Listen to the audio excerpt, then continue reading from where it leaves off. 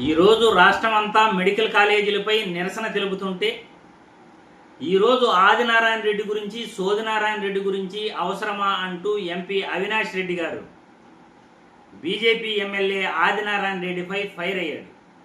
ఆయన ఏం మాట్లాడుతున్నాడు ఒక్కసారి వీడియో చూసిన తర్వాత మళ్ళీ మనం విశ్లేషించుకుందాం. ఈరోజు రాష్ట్రం అంతా మెడికల్ కాలేజీల మీద ప్రైవేటీకరణ మీద నిరసన జరుగుతుంది. అటువంటి టైంలో ఆదినారాయణ రెడ్డి సోదినారాయణ రెడ్డి వీళ్ళ గురించి అవసరమా మనకు? సోదినారాయణ రెడ్డి ఆదినారాయణ రెడ్డి మనకు అవసరమా? ఒకటే ఆలోచించండి. మొన్న ఆయన మాట్లాడి చూసిన నేను కూడా పులివెందుల వాళ్ళందరినీ రెచ్చగొడుతున్నాడు. ఏం పులివెందుల పులివంట ఏం మేపుతారని చెప్పి మాట్లాడుతున్నాడు ఆయన. మా వాళ్ళందరూ సంయమనంగా ఉండారు కాబట్టి నువ్వు అంత స్వయంపూతలు కూర్చుంటావు. మా వాళ్ళు సంయమనం కోల్పోతే నువ్వు అడిగినారే ఏడున్నారు ఏం చేస్తారని నీ ఇంట్లోకి వచ్చి కూర్చుంటారు.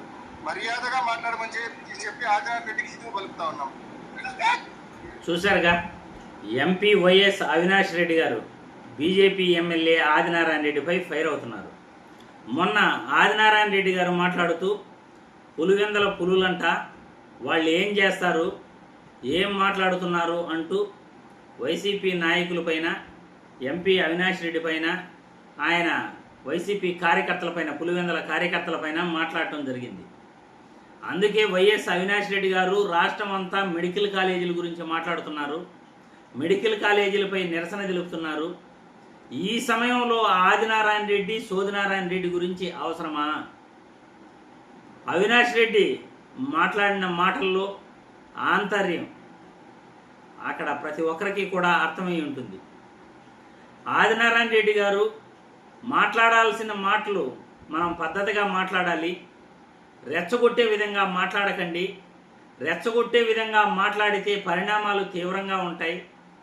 పులివెందల ప్రజలు మీ ఇంట్లో వచ్చి కూర్చుంటారు, మీరు వాళ్ళని రెచ్చగొట్టే ప్రయత్నం చేస్తే అంతవరకు తెచ్చుకోకండి అంటూ వైఎస్ అవినాష్ రెడ్డి గారు బీజేపీ ఎమ్మెల్యే ఆదినారాయణ రెడ్డికి హెచ్చరికలు జారీ చేయటం జరిగింది. బీజేపీ ఎమ్మెల్యే ఆదినారాయణ రెడ్డి గారు మొదటి నుండి కూడా ఆయన వివాదాస్పద వ్యాఖ్యలు చేయటంలో ఆయనకు ఆయనే సాటి. ఎందుకంటే ప్రజా సమస్యలపై ఏ నాయకుడైనా మాట్లాడాలి. రెచ్చగొట్టే విధంగా ప్రాంతాలను, కులాలను, మతాలను, లేకపోతే ఆ ప్రాంత ప్రజలను రెచ్చగొట్టే విధంగా మాట్లాడితే పరిణామాలు కూడా శాంతి భద్రతలకు విఘాతం కలిగించేలా మారుతాయి.